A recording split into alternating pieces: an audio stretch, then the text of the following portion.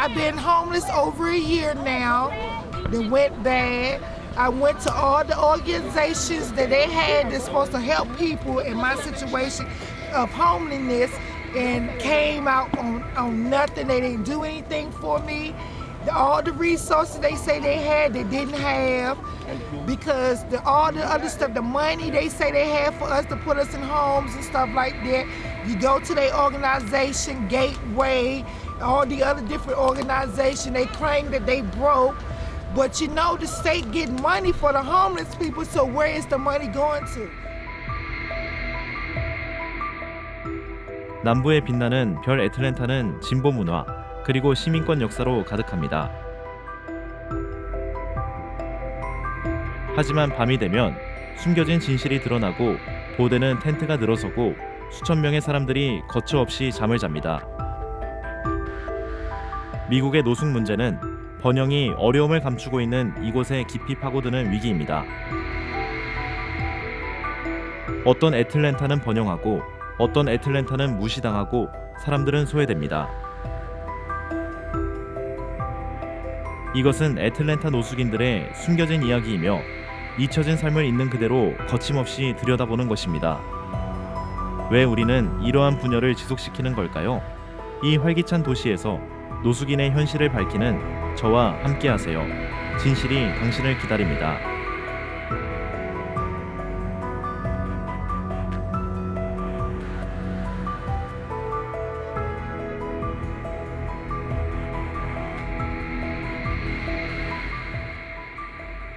애틀랜타 노숙자 문제의 냉혹한 현실.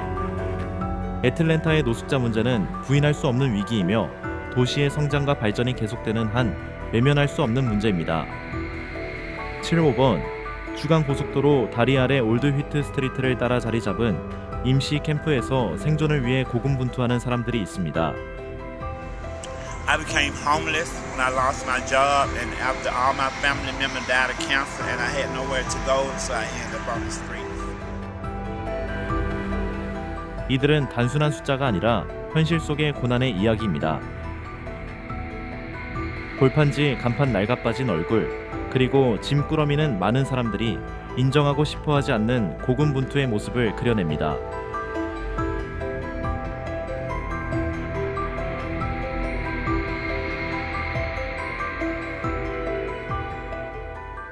애틀랜타의 노숙자 문제는 최근의 현상이 아니지만 그 지속성은 놀라울 정도입니다.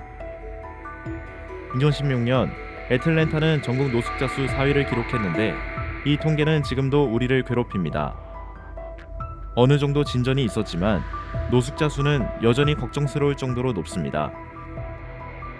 최신 자료에 따르면 애틀랜타는 매일 밤 평균 2,867명의 노숙자가 있는데 이는 도시의 풍부한 자원과 불을 고려하면 매우 우려스러운 수치입니다.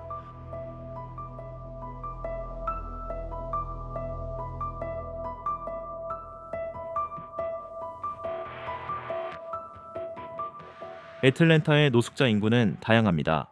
자녀를 둔 가정 국가를 위해 헌신한 참전 용사 위탁 보호에서 벗어난 청년 정신건강 문제나 중독 문제로 어려움을 겪는 사람들까지 다양합니다. 다양한 경험에도 불구하고 흑인 미국인들은 애틀랜타 노숙자 인구의 73%를 차지하며 불균형적인 영향을 받고 있습니다. 이는 제도적 불평등을 여실히 보여줍니다.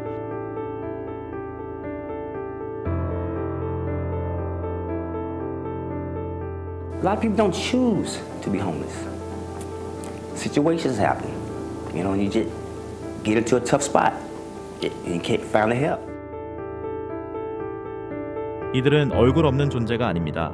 그들은 우리의 이웃이자 애틀랜타 시민입니다. 다운타운을 걷다 보면 다리 아래 쳐진 텐트와 콘크리트 벽에 삐죽삐죽 박힌 매트리스를 간과할 수 없습니다. 하지만 우리는 종종 시선을 돌리고 바쁜 일상에 잠시 멈춰 생각할 틈도 없이 외면합니다. 팔콘스 경기나 콘서트를 보러 가는 길에 이런 야영지를 지나치면서 그로 인한 인명피해를 제대로 인식하지 못하는 것은 흔한 일입니다.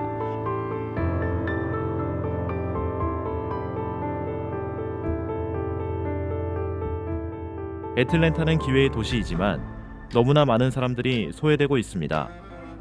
이러한 역설은 왜 우리는 이처럼 눈에 띄는 고통을 외면하는 데 익숙해졌는가 하는 의문을 제기합니다. 사실 노숙자 문제는 눈에 띄지만 우리 집단의 양심 속에서는 보이지 않기 때문에 노숙자 문제가 지속될 수 있습니다.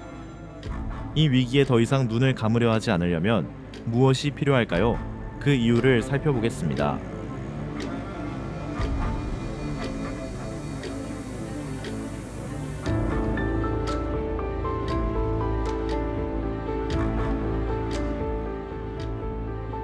애틀랜타 노숙자 문제의 뿌리 깊은 원인.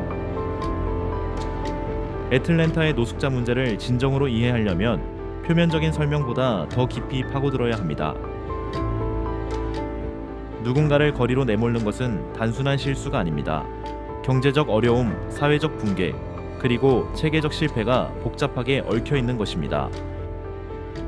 이러한 요소들이 합쳐져 쉽게 벗어날 수 없는 악순환을 만들어냅니다.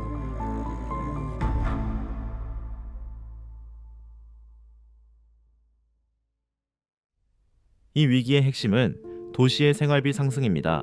애틀랜타는 기술 산업의 호황과 스카이라인의 상승으로 성장하고 있지만 그 대가는 가파릅니다. 원룸 아파트의 평균 임대료는 월 1,774달러로 급등하여 전년 대비 크게 상승했습니다. 서빙 직원, 청소부 소매점 직원과 같은 저소득층 근로자의 임금은 이러한 상승하는 생활비를 감당하기에 턱없이 부족합니다. 2025년 조지아주의 실업률은 전국 평균보다 낮지만 저임금이나 불안정한 직업에 종사하는 사람들에게는 큰 도움이 되지 않습니다. 예상치 못한 지출, 실직, 퇴거 통지 등으로 갑자기 집이 없어지는 경우가 많습니다.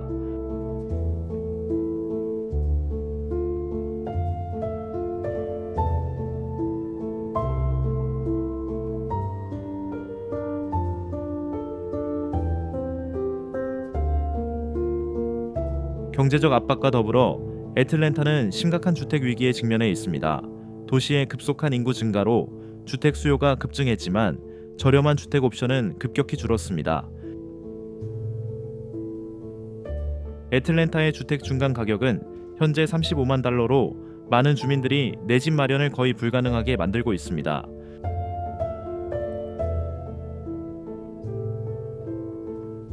한편 저렴한 주택은 고급 아파트로 대체되고 있어 저소득층은 안정적인 거주지를 확보하지 못하고 있습니다. 노인과 장애인은 이러한 상황에서 특히 취약하며 식량과 임대료와 같은 기본적인 욕구 중 하나를 선택해야 하는 경우가 많습니다.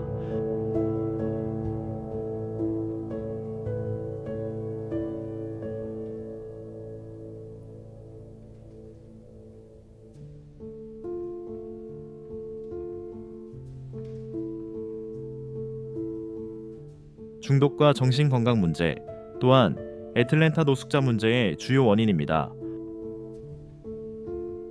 추정에 따르면 노숙자 인구의 29%가 약물 남용으로 어려움을 겪고 있으며 우울증이나 외상 후 스트레스 장애 PTSD와 같은 치료받지 않은 정신건강 문제가 악화되는 경우가 많습니다.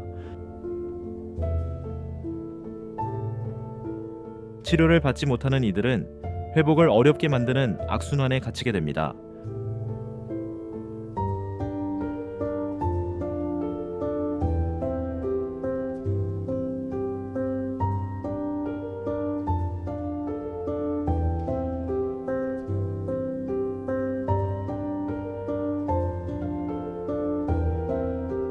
마지막으로 체계적인 불평등이 중요한 역할을 합니다.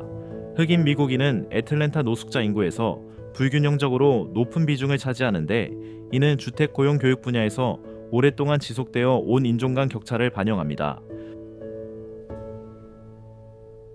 이러한 장벽으로 인해 많은 사람들은 어려운 시기에 거리로 내몰릴 수밖에 없습니다. 애틀랜타의 노숙자 문제는 복잡하지만 공동의 노력을 통해 해결할 수 있습니다. 이처럼 심화되는 위기의 흐름을 바꾸기 위해서는 저렴한 주택 정신건강관리 그리고 체계적인 불평등 문제를 해결하는 것이 필수적입니다.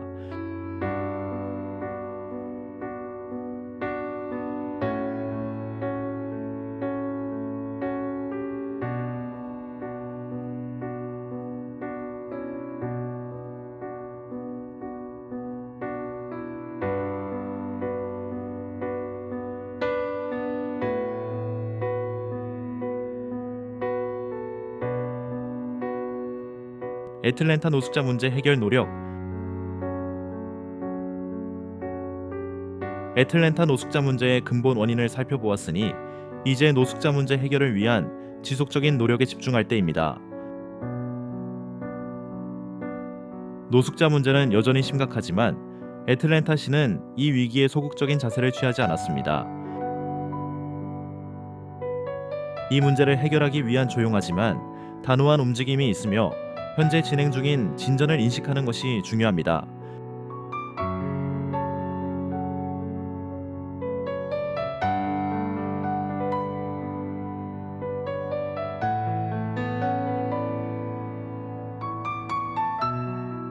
(2020년) 키시아 랜스 바텀스 전 애틀랜타 시장은 케어스 법 케어스 액트 따른 현 $800만 달러와 민간 기부금을 활용하여 800명의 노숙자에게 주택을 제공하는 중요한 조치를 취했습니다. 이 대담한 계획은 많은 사람들에게 생명줄과 같았으며 위기에 처한 사람들에게 안정적인 기반을 제공했습니다. 이는 도시가 진정으로 행동에 나설 때 어떤 일이 일어날 수 있는지 보여주었습니다.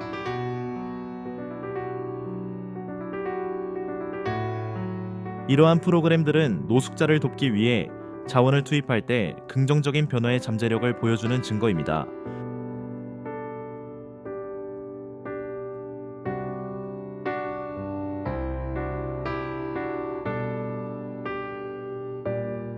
최근 몇 년여 동안 주목을 받고 있는 접근 방식 중 하나는 핀란드와 같은 국가에서 성공을 거둔 주택, 우선 모델 하우싱 퍼스트 모델입니다. 이 접근 방식은 개인에게 안정적인 주택을 먼저 제공하고 그 후 중독이나 정신건강과 같은 다른 문제들을 해결하는 데 중점을 둡니다. 애틀랜타는 비록 간헐적이기는 하지만 이 모델을 시행하기 시작했습니다. 파트너스 포 홈 파트너스 포 홈과 같은 단체들은 임시 캠프에서 영구주택으로 사람들을 이주시키기 위해 노력해 왔습니다.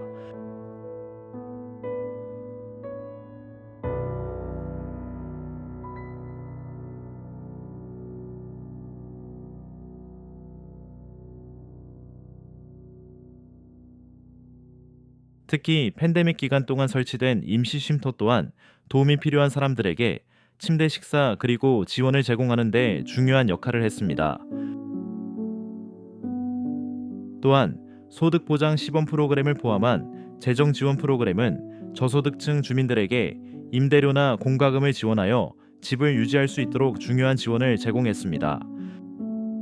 이러한 계획들은 단순한 단기적인 해결책이 아니라 노숙의 악순환을 영원히 끊기 위한 더 광범위한 노력의 일환입니다.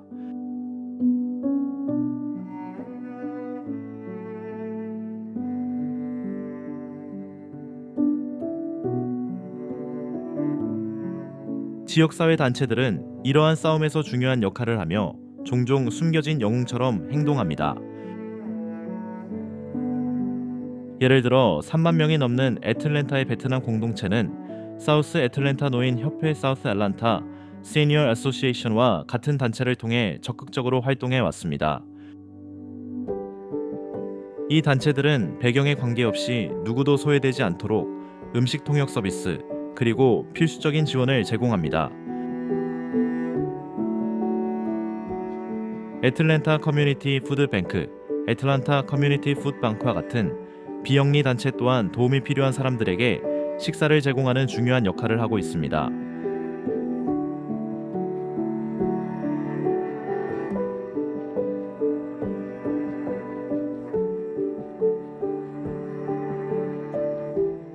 종교 단체들도 쉼터 상담 그리고 소속감을 제공하는 등 적극적으로 참여하고 있습니다.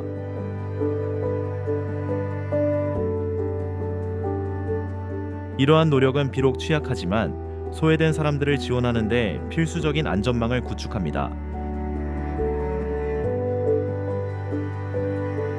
이러한 활동은 고무적이지만 도시가 직면한 지속적인 어려움을 보여줍니다. 이러한 공동의 노력에도 불구하고 앞으로의 길은 멀고 애틀랜타의 노숙자 문제를 진정으로 해결하기 위해서는 훨씬 더 많은 노력이 필요합니다.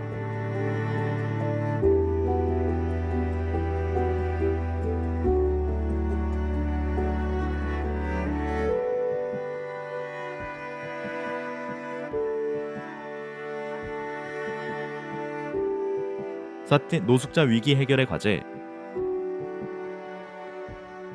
어느 정도 진전이 있었음에도 불구하고 애틀랜타의 노숙자 문제 해결은 결코 순탄치 않습니다. 앞으로 나아갈 길은 거의 극복할 수 없을 것처럼 보이는 심각한 난관들로 점철되어 있습니다. 하지만 가장 큰 난관은 자원 부족입니다. 주택, 우선, 지원 하우싱 퍼스트나 소득 보장 개런티드 인컴과 같은 프로그램들은 유망한 해결책을 제시하지만 지속적으로 자금 부족에 시달리고 있습니다.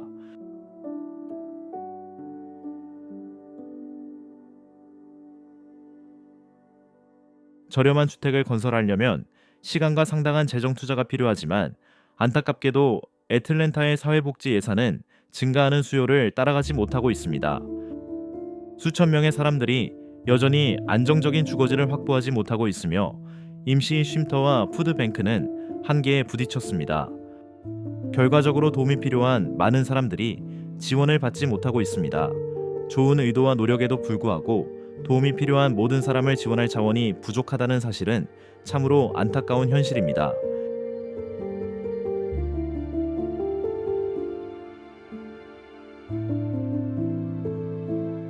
또 다른 고질적인 장애물은 도시를 끊임없이 괴롭히는 뿌리 깊은 제도적 불평등입니다. 애틀랜타 노숙자 인구에서 불균형적으로 큰 비중을 차지하는 흑인 미국인들은 수십 년간 지속된 차별적 관행으로 인한 장벽에 직면해 있습니다.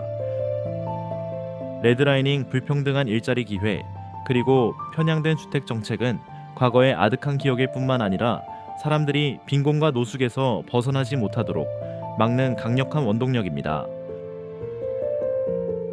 이러한 체계적인 문제들은 끊기 어려운 악순환을 만들어내며 노숙 문제 해결을 위해서는 이러한 장벽을 정면으로 인정하고 해결하는 것이 매우 중요합니다.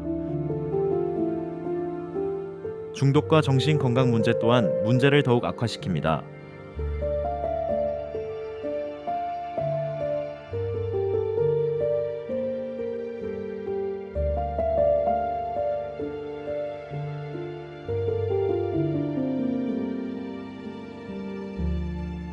이 두 가지 모두에 부정적인 낙인이 찍혀 있으며 너무나 많은 사람들이 노숙 문제를 복잡하고 얽힌 요인들의 결과가 아닌 개인적인 실패로 여기는 경우가 많습니다.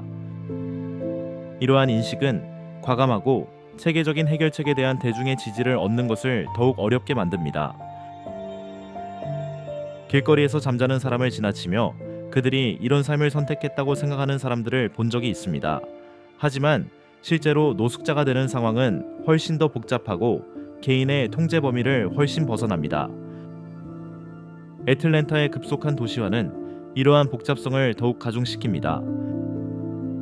새로운 콘도 기술 중심지 엔터테인먼트 스튜디오로 대표되는 도시의 성장은 임대료 상승을 초래하고 저소득층 주민들을 쫓겨나게 했습니다.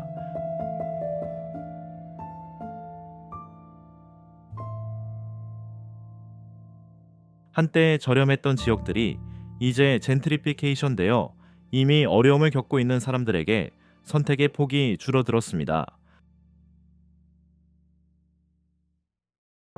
게다가 팬데믹의 장기적인 여파로 많은 지역 사회가 경제적으로 불안정해졌고 취약계층 주민들은 더욱 벼랑 끝으로 내몰렸습니다.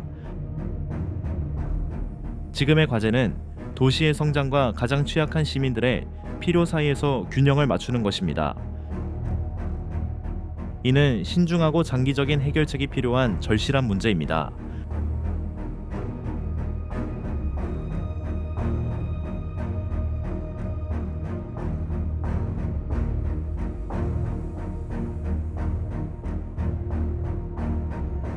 개인적인 성찰.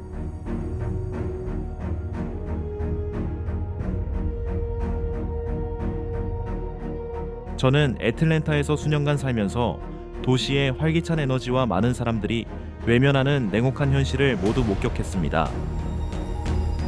다운타운을 걷다 보면 텐트와 지친 얼굴들을 마주치게 되는데 우리 자신의 안정이 얼마나 취약한지 끊임없이 깨닫게 됩니다. 미국의 노숙자 문제는 단순한 숫자가 아니라 매우 인간적인 문제입니다.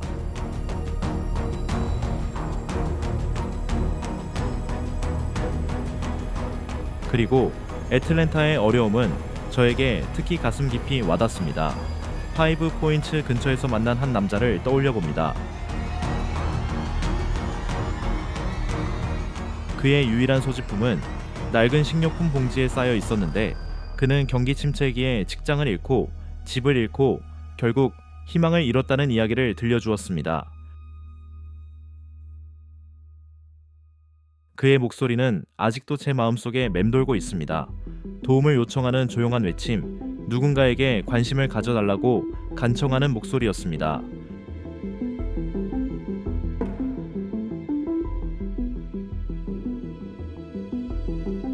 이처럼 엄청난 어려움 앞에서 무력감을 느끼기 쉽지만 작은 친절지역 사회단체의 식사 배급, 작은 집을 짓는 자원봉사자들, 그리고 외면하지 않는 이웃들의 모습에서도 그 효과를 목격했습니다. 제가 가장 걱정되는 것은 우리가 받아들이게 된 분열입니다. 애틀랜타는 꿈꾸는 사람들의 도시이지만 우리는 수천 명의 사람들이 절망에 빠지도록 내버려 두고 있습니다. 저는 우리가 더 잘할 수 있다고 믿습니다.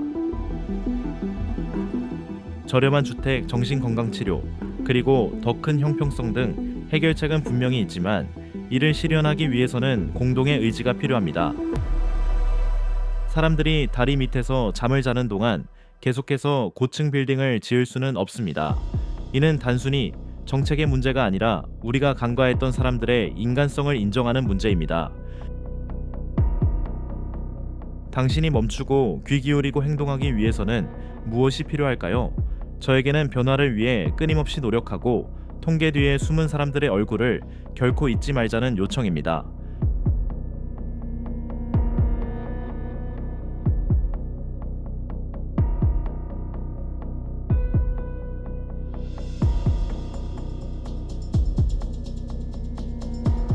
결론.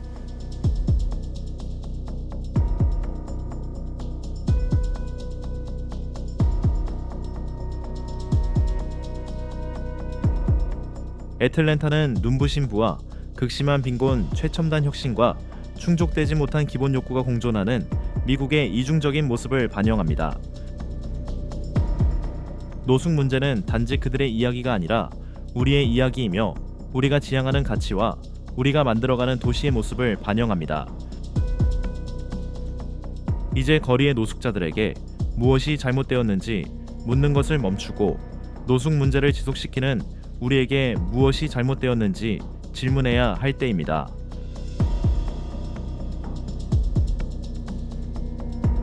모두가 보금자리를 갖고 무관심보다 따뜻한 마음이 빛나는 애틀랜타를 만들어 갑시다.